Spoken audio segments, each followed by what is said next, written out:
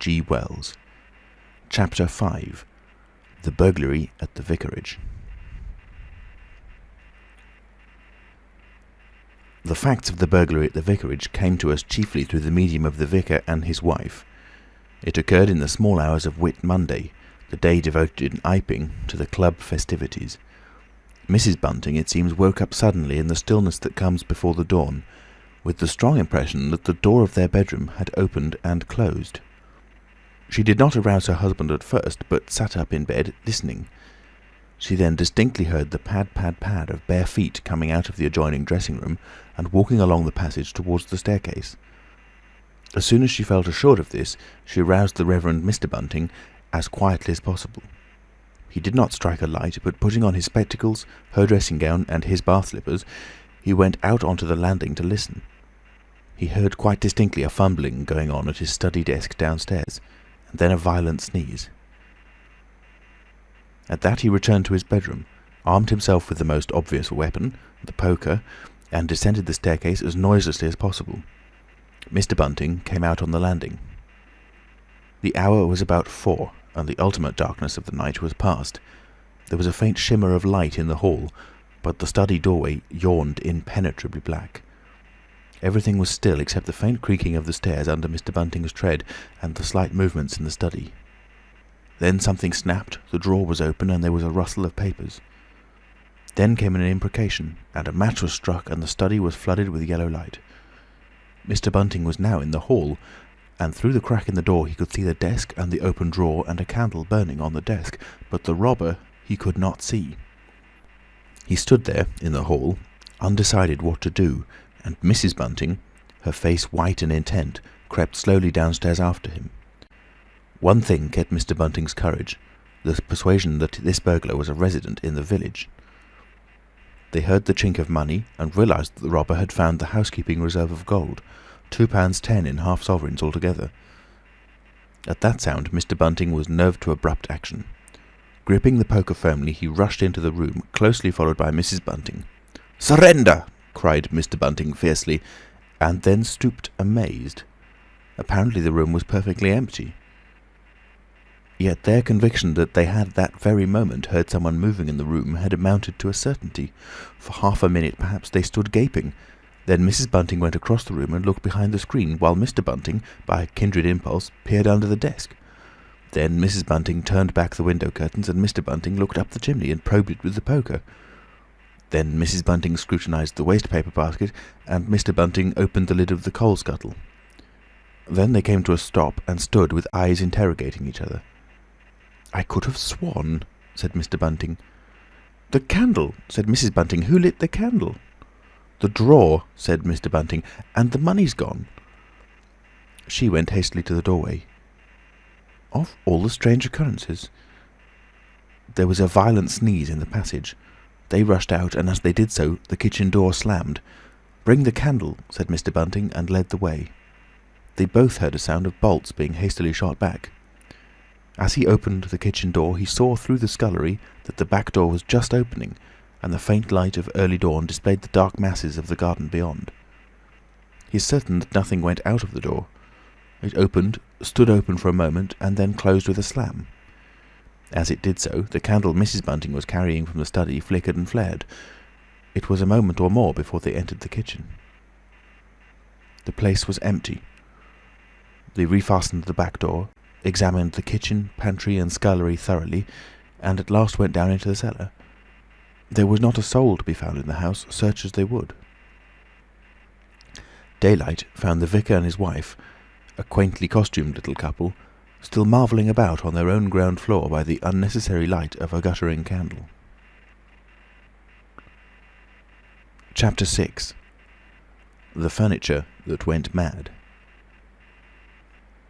Now it happened that in the early hours of Whit Monday, before Millie was hunted out for the day, Mr. Hall and Mrs. Hall both rose and went noiselessly down into the cellar. Their business there was of a private nature, and had something to do with the specific gravity of their beer. They had hardly entered the cellar when Mrs. Hall found she had forgotten to bring down a bottle of sarsaparilla from their joint room. As she was the expert and principal operator in this affair, Hall very properly went upstairs for it. On the landing he was surprised to see that the stranger's door was ajar.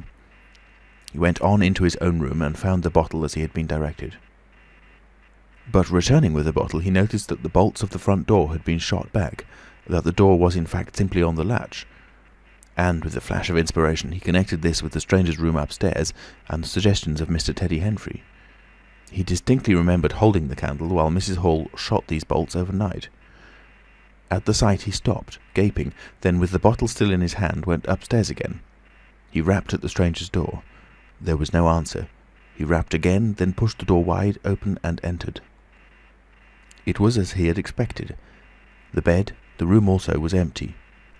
And what was stranger, even to his heavy intelligence, on the bedroom chair and along the rail of the bed were scattered the garments, the only garments, so far as he knew, and the bandages of their guest.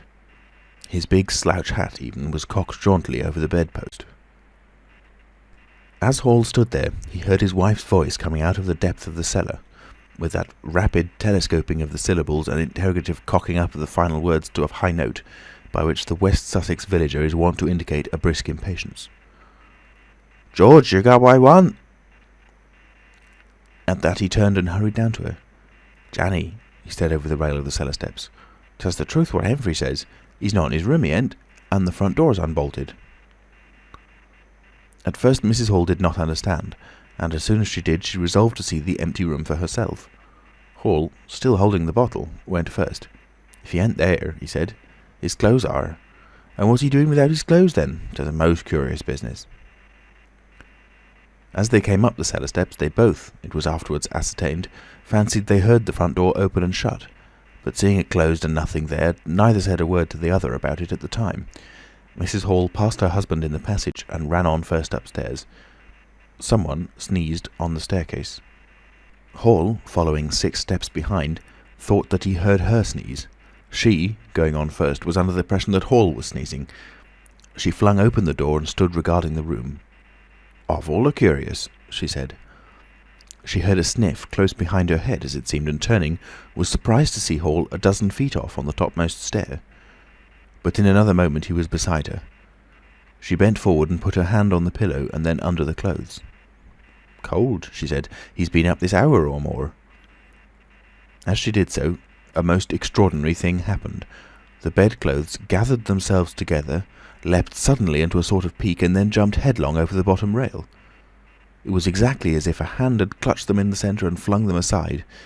Immediately after, the stranger's hat hopped off the bedpost, described a whirling flight in the air through the better part of a circle, and then dashed straight at Mrs. Hall's face.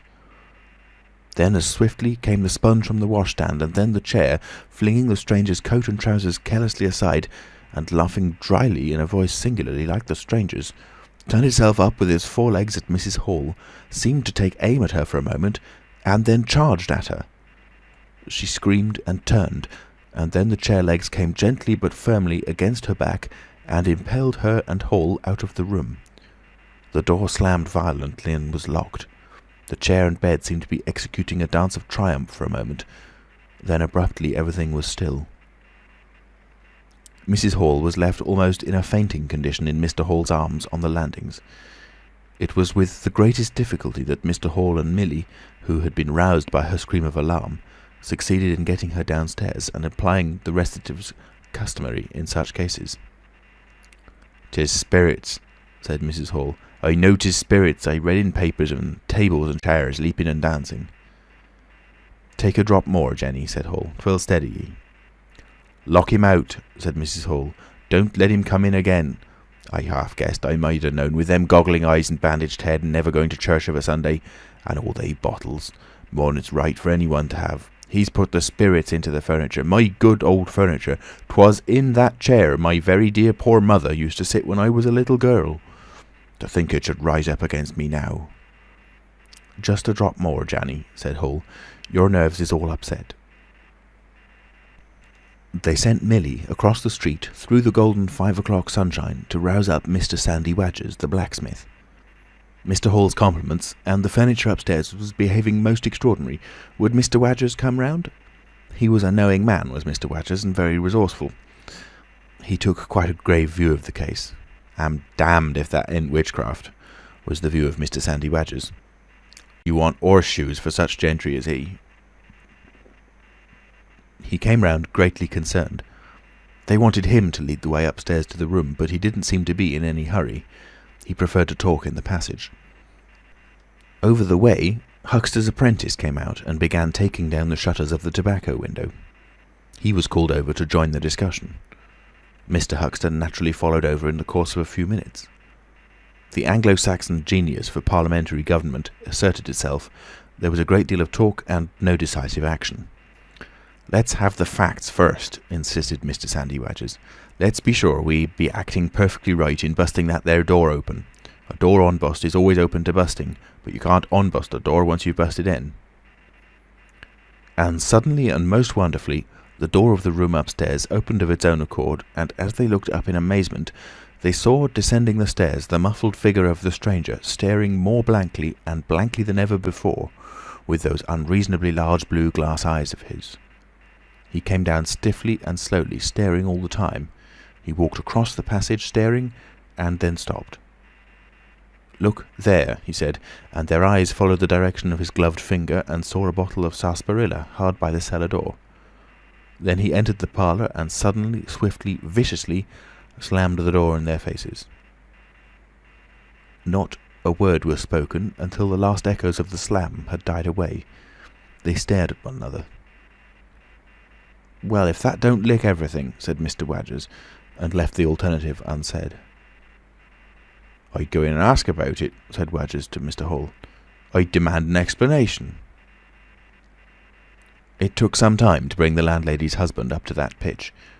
At last he rapped, opened the door, and got as far as "Excuse me." "Go to the devil," said the stranger in a tremendous voice, "and shut that door after you." So that brief interview terminated. Chapter 7. The Unveiling of the Stranger. The stranger went into the little parlour of the Coach and Horses about 5:30 in the morning, and there he remained until near midday, the blinds down, the door shut, and none, after Hall's repulse, venturing near him. All that time he must have fasted. Thrice he rang his bell, the third time furiously and continuously, but no one answered him. "Him and his go to the devil indeed," said Mrs. Hall. Presently came an imperfect rumour of the burglary at the vicarage, and two were put together. Hall, assisted by Wadgers, went off to find Mr. Shuttleforth, the magistrate, and take his advice. No one ventured upstairs. How the stranger occupied himself is unknown. Now and then he would stride violently up and down, and twice came an outburst of curses, a tearing of paper, and a violent smashing of bottles. The little group of scared but curious people increased. Mrs. Huxter came over, some gay young fellows resplendent in black ready-made jackets and piqué paper ties, for it was Whit Monday, joined the group with confused interrogations. Young Archie Harker distinguished himself by going up the yard and trying to peep under the window blinds. He could see nothing, but gave reason for supposing that he did, and others of the Iping youth presently joined him. It was the finest of all possible Whit Mondays, and down the village street stood a row of nearly a dozen booths, a shooting gallery, and on the grass by the forge were 3 yellow and chocolate waggons, and some picturesque strangers of both sexes putting up a cocoanut shy. The gentlemen wore blue jerseys, the ladies white aprons, and quite fashionable hats with heavy plumes. Wodger, of the Purple Fawn, and Mr. Jaggers, the cobbler, who also sold old second-hand ordinary bicycles, were stretching a string of Union Jacks and Royal Ensigns, which had originally celebrated the first Victorian Jubilee, across the road. And inside, in the artificial darkness of the parlour, into which only one thin jet of sunlight penetrated, the stranger, hungry we must suppose, and fearful, hidden in his uncomfortable hot trappings, pored through his dark glasses upon his paper, or chinked his dirty little bottles, and occasionally swore savagely at the boys, audible if invisible, outside the windows. In the corner by the fireplace lay the fragments of 6 smashed bottles, and a pungent twang of chlorine tainted the air. So much we know from what was heard at the time, and from what was subsequently seen in the room.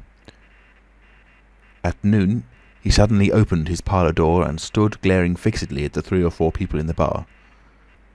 "Mrs. Hall," he said. Somebody went sheepishly and called for Mrs. Hall. Mrs. Hall appeared after an interval, a little short of breath, but all the fiercer for that. Hall was still out. She had deliberated over this scene, and she came holding a little tray with an unsettled bill upon it. "Is it your bill you're wanting, sir?" she said. "Why wasn't my breakfast laid? Why haven't you prepared my meals and answered my bell? Do you think I live without eating?" "Why isn't my bill paid?" said Mrs. Hall. "That's what I want to know." "I told you 3 days ago I was awaiting a remittance." "I told you 3 days ago I wasn't going to await no remittances. You can't grumble if your breakfast waits a bit if my bill's been waiting these 5 days, can you?" The stranger swore, briefly but vividly. "Nar, nar," from the bar. "And I'd thank you kindly, sir, if you'd keep your swearing to yourself, sir," said Mrs. Hall. The stranger stood looking more like an angry diving helmet than ever. It was universally felt in the bar that Mrs. Hall had the better of him. His next words showed as much. "Look here, my good woman," he began. "Don't good woman me," said Mrs. Hall. "I've told you my remittance hasn't come." "Remittance indeed," said Mrs. Hall. "Still, I dare say in my pocket. You told me 3 days ago that you hadn't anything but a sovereign's worth of silver upon you." "Well, I've found some more." "Hullo," from the bar. "I wonder where you found it," said Mrs. Hall. That seemed to annoy the stranger very much. He stamped his foot. "What do you mean?" he said. "That I wonder where you found it," said Mrs. Hall. "And before I take any bills or get any breakfasts or do any such things whatsoever, you've got to tell me 2 things I don't understand, and what nobody don't understand, and what everybody is very anxious to understand. I want to know what you've been doing to my chair upstairs, and I want to know how 'tis your room was empty, and how you got in again. Them as stops in this house comes in by the doors, that's the rule of the house, and that you didn't do. And what I want to know is how you did come in, and I want to know—" Suddenly the stranger raised his gloved hands clenched, stamped his foot, and said, "Stop!" with such extraordinary violence that he silenced her instantly. "You don't understand," he said, "who I am or what I am. I'll show you. By heaven, I'll show you." Then he put his open palm over his face and withdrew it. The centre of his face became a black cavity. "Here," he said. He stepped forward and handed Mrs. Hall something which she, staring at his metamorphosed face, accepted automatically. Then, when she saw what it was, she screamed loudly, dropped it, and staggered back. The nose, it was the stranger's nose, pink and shining, rolled on the floor. Then he removed his spectacles, and everyone in the bar gasped. He took off his hat, and with a violent gesture tore at his whiskers and bandages. For a moment they resisted him. A flash of horrible anticipation passed through the bar. "Oh my God!" said someone. Then off they came.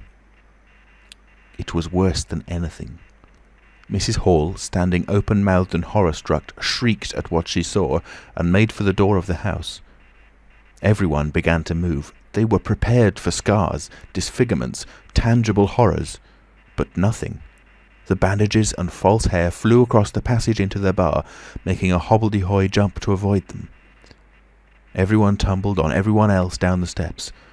For the man who stood there shouting some incoherent explanation was a solid, gesticulating figure up to the coat collar of him, and then nothingness, no visible thing at all. People down the village heard shouts and shrieks, and looking up the street saw the coach and horses violently firing out its humanity. Then they saw Mrs. Hall fall down and Mr. Teddy Henfrey jump to avoid tumbling over her, and then they heard the frightful screams of Millie, who, emerging suddenly from the kitchen at the noise of the tumult, had come across the headless stranger from behind. These increased suddenly.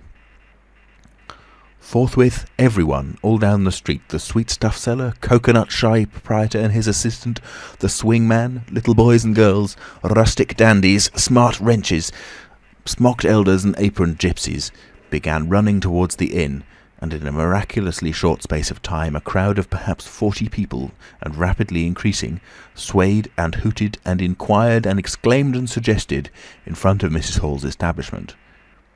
Everyone seemed eager to talk at once, and the result was Babel. A small group supported Mrs. Hall, who was picked up in a state of collapse. There was a conference and the incredible evidence of a vociferous eyewitness.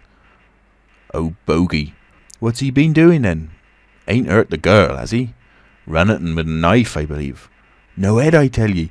It didn't mean no manner of speaking. I meant man without a head. Nonsense, 'tis some conjuring trick. Fetched off his wrapping, he did." In its struggles to see in through the open door, the crowd formed itself into a straggling wedge, with the more adventurous apex nearest the inn.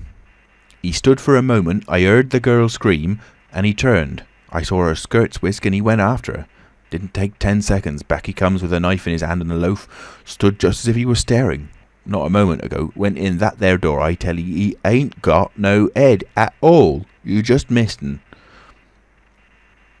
There was a disturbance behind, and the speaker stopped to step aside for a little procession that was marching very resolutely towards the house. First Mr. Hall, very red and determined, then Mr. Bobby Jaffers, the village constable, then the wary Mr. Wadgers. They had come now, armed with a warrant. People shouted conflicting information of the recent circumstances. "Ed or no Ed," said Jaffers, "I got arrestin', and restin' I will."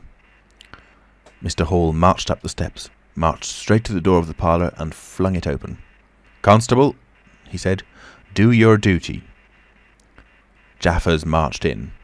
Hall next, Wadgers last. They saw in the dim light the headless figure facing them, with a gnawed crust of bread in one gloved hand and a chunk of cheese in the other. "That's him," said Hall. "What the devil's this?" came in a tone of angry expostulation from above the collar of the figure. "You're a damned rum customer, mister," said Mr. Jaffers. "But Ed or no Ed, the warrant says body, and duty's duty." "Keep off," said the figure, starting back. Abruptly he whipped down the bread and cheese, and Mr. Hall just grasped the knife on the table in time to save it. Off came the stranger's left glove, and was slapped in Jaffers' face. In another moment, Jaffers, cutting short some statement concerning a warrant, had gripped him by the handless wrist and caught his invisible throat. He got a sounding kick on the shin that made him shout, but kept his grip. Hall sent the knife sliding along the table to Wadgers, who acted as goalkeeper for the offensive, so to speak, and then stepped forward as Jaffers and the stranger swayed and staggered towards him, clutching and hitting in. A chair stood in the way and went aside with a crash as they came down together. "Get the feet," said Jaffers between his teeth. Mr. Hall, endeavouring to act on instructions, received a sounding kick in the ribs that disposed of him for a moment, and Mr. Wadgers, seeing the decapitated stranger had rolled over and got the upper side of Jaffers, retreated towards the door, knife in hand, and so collided with Mr. Huxter and the Sidderbridge carter coming to the rescue of law and order. At the same moment, down came 3 or 4 bottles from the chiffonnier, and shot a web of pungency into the air of the room. "I'll surrender," cried the stranger, though he had Jaffers down, and in another moment he stood up panting, a strange figure, headless and handless, for he had pulled off his right glove now as well as his left. "It's no good," he said, as if sobbing for breath. It was the strangest thing in the world to hear that voice coming as if out of empty space. But the Sussex peasants are perhaps the most matter-of-fact people under the sun. Jaffers got up also and produced a pair of handcuffs. Then he stared. "I say," said Jaffers, brought up short by a dim realisation of the incongruity of the whole business. "Darn it, can't use 'em as I can see." The stranger ran his arm down his waistcoat, and as if by a miracle the buttons to which his empty sleeve pointed became undone. Then he said something about his shin and stooped down. He seemed to be fumbling with his shoes and socks. "Why," said Huxter suddenly, "that's not a man at all. It's just empty clothes.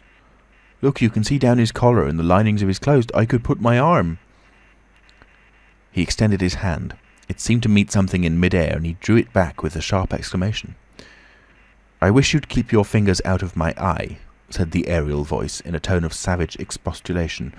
"The fact is, I am all here, head, hands, legs, and all the rest, but it happens I'm invisible. It's a confounded nuisance, but I am. There's no reason why I should be poked to pieces by every stupid bumpkin in Iping, is it?" The suit of clothes, now all unbuttoned and hanging loosely upon its unseen supports, stood up, arms akimbo. Several other of the men-folks had now entered the room, so that it was closely crowded. "Invisible, eh?" said Huxter, ignoring the stranger's abuse. "Who ever heard the likes of that?" "It's strange, perhaps, but it's not a crime. Why am I assaulted by a policeman in this fashion?" "Ah, that's a different matter," said Jaffers. "No doubt you're a bit difficult to see in this light, but I got a warrant and it's all correct. What I'm after ain't no invisibility, it's burglary. There's a house been broke into and money took." "Well, and circumstances certainly point—" "Stuff and nonsense," said the Invisible Man. "I hope so, sir, but I've got my instructions." "Well," said the stranger, I'll come, but no handcuffs." "It's the regular thing," said Jaffers. "No handcuffs," stipulated the stranger. "Pardon me," said Jaffers. Abruptly the figure sat down, and before anyone could realise what was being done, the slippers, socks and trousers had been kicked off under the table. Then he sprang up again and flung off his coat. "Here, stop that," said Jaffers, suddenly realising what was happening. He gripped at the waistcoat. It struggled, and the shirt slipped out of it and left it limply and empty in his hand. "Hold him," said Jaffers loudly. "Once he gets the things off—" "Hold him," cried everyone, and there was a rush at the fluttering white shirt, which was now all that was visible of the stranger.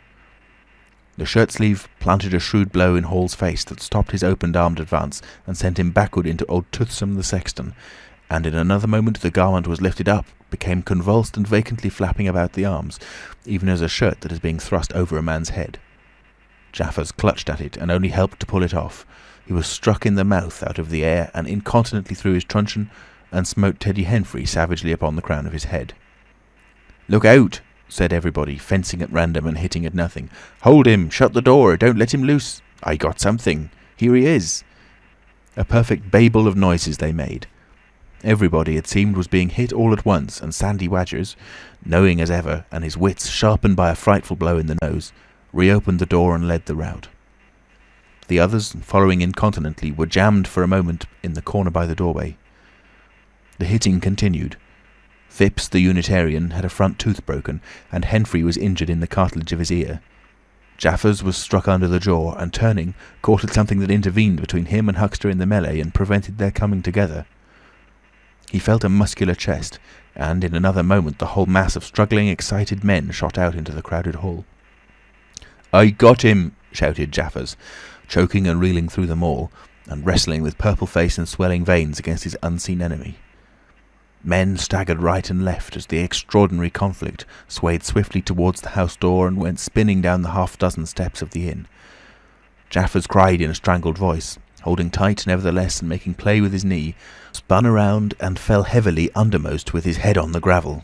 Only then did his fingers relax. There were excited cries of "Hold him!" "Invisible!" and so forth, and a young fellow, a stranger in the place whose name did not come to light, rushed in at once, caught something, missed his hold, and fell over the constable's prostrate body. Halfway across the road a woman screamed as something pushed by her. A dog, kicked apparently, yelped and ran howling into Huxter's yard, and with that the transit of the Invisible Man was accomplished. For a space people stood amazed and gesticulating, and then came panic and scattered them abroad through the village as a gust scatters dead leaves. But Jaffers lay quite still, face upward and knees bent, at the foot of the steps of the inn. End of Chapter 7. Read in Nottingham, England on the 13th of March 2006 by Alex Foster. www.alexfoster.me.uk